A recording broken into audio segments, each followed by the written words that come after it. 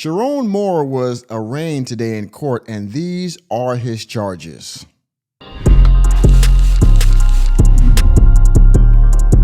So unless you've been hiding under a rock for the last, 48 hours or so, you know about this individual, this man named Cherrone Moore. Now, you know that he used to be, former now head coach of the University of Michigan. He was fired for having an inappropriate relationship with a woman allegedly named Paige Shiver, or Shiver, if I'm pronouncing that correctly. And I promise you, we will smash. Thank you very much. And upon his termination from his head coaching job, he went to his home with his wife of 3 children. And I assume that the conversation didn't go well. That turned into a crash out.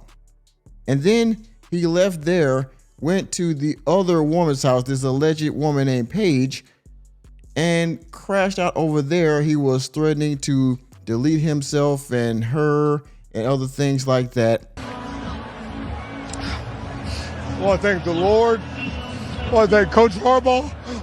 Fucking love you, man. He was found by law enforcement because I believe that his wife had his location. So he was found. There was a phone call made to 911. And long story short, he was arraigned today. He was seen in court, as you saw the picture on the thumbnail. All right, so we're gonna get right into the article and catch up with this story. This is from ESPN. Fired Michigan coach Cherrone Moore charged with 3 crimes. Enemy spotted. Now let's make this a little bit bigger and get on into the article because it's a long one, y'all. Pause, okay? Ann Arbor, Michigan. Former Michigan football coach Cherrone Moore faces 3 criminal charges as his arraignment Friday reveals details of his actions that led him to being arrested and jailed hours after he was fired on Wednesday. Prosecutors charged Moore with felony 3rd-degree home invasion and 2 misdemeanors, stalking in a domestic relationship and breaking and entering. Enemy spotted. Bond was set at $25,000. Where is it? The arraignment and charges offered a window into Moore's actions after he was fired for cause due to an inappropriate relationship with a staff member. Prosecutors said Friday that Moore forced entry into the staff member's apartment and said, "I am going to delete myself. I'm going to make you watch. My blood is on your hands. You ruined my life." Okay, now, Mr. Moore, make no mistake, you ruined your own life, okay? We can't put the blame on anybody else in the situation but Sherrod, all right? Now, he was, dipping his pen in company ink, and this almost never goes well, okay? There is, and by the way, for all the red, black, and green, for all the black activists out there, this is not the first time a coach has been fired from the job for having an inappropriate relationship. There are plenty of people of all colors that have been terminated from their job for doing this very thing, all right? We'll have that in another video. I beg your pardon. I beg your pardon. But I've seen on X that there are people out there saying, oh, well, because he's black and blah, blah. Negative, ghostwriter. He is not the only one. He won't be the last, and he's definitely not the first, all right? So please stop it. Moore appeared by video conference at the arraignment, stating his name and clearly answering 2 questions with, "Yes, Your Honor." He wore a white jumpsuit, his expression sullen, and his hands folded on his lap. He appeared to wince as the prosecutor went through the timeline of his actions. I'm sure the wincing was in shame. First Assistant Prosecutor Katie Rezamersky detailed the timeline of Moore's actions after the firing as he barged his way into the woman's apartment. He went into a drawer in the kitchen and grabbed several butter knives and a pair of kitchen scissors before threatening to delete himself. All right? And yes, I'm using coded language for YouTube. I'm sure you all understand that. You should.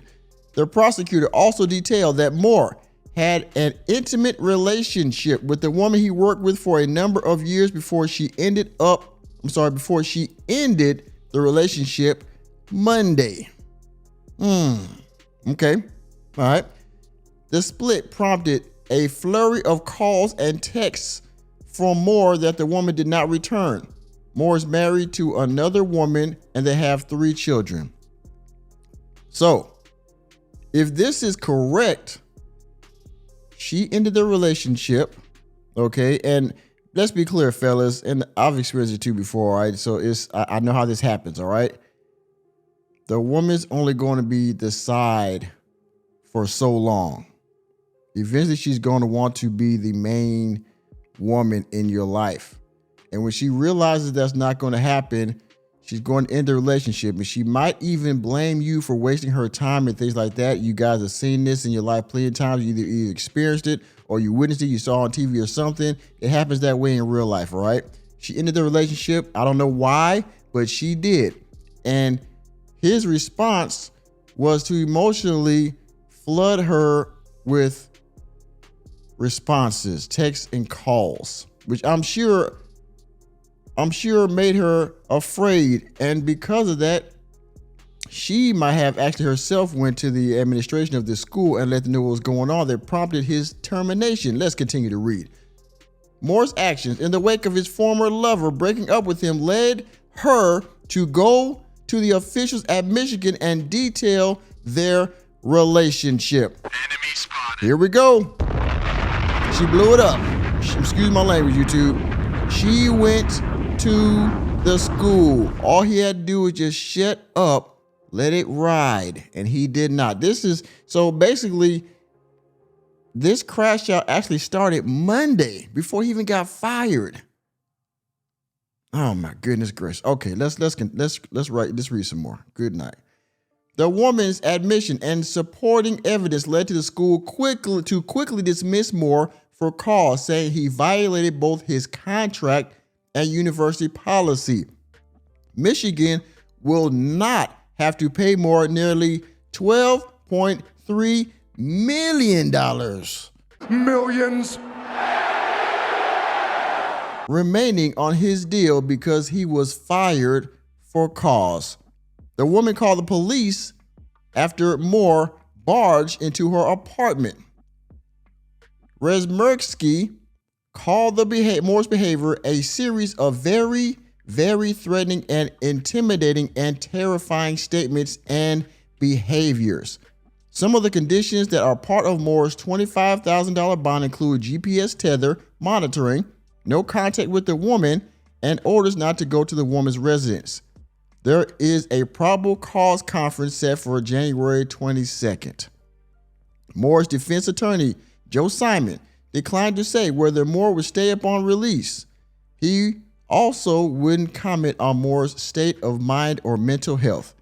Simon said that Moore had undergone mental health evaluation and was turned back over to law enforcement. Man, oh man, oh man. Oh my goodness. Let's go back through this one more time, ladies and gentlemen, just to kind of detail how this man ruined his own life. She ended the relationship on Monday. The split prompted a fury of calls and texts from Moore. The woman didn't return. Moore's actions in the wake of the former lover breaking up with him led her to go to the officials at Michigan and detail their relationship. The woman's admission and supporting evidence led to the school quickly dismiss Moore for cause, saying he violated both his contract and university policy. The school did not have to pay him back any more of the money on his contract because he was fired for cause. He goes to the woman's apartment and threatens to delete himself. And what he said at the top, let's go up here. I'm going to delete myself. I'm going to make you watch. My blood is on your hands. You ruined my life. Where is my failure sound effect? Because you're a failure. You failed. Good God Almighty. And now you're out with a $25,000 bond with 3 charges. Felony, third-degree home invasion, stalking in a domestic relationship, and breaking and entering. Okay? Men, Men. You know, players fuck up, right? Sometimes men get emotional. It happens, okay? No matter how much we try to maintain frame and all those nice, good things,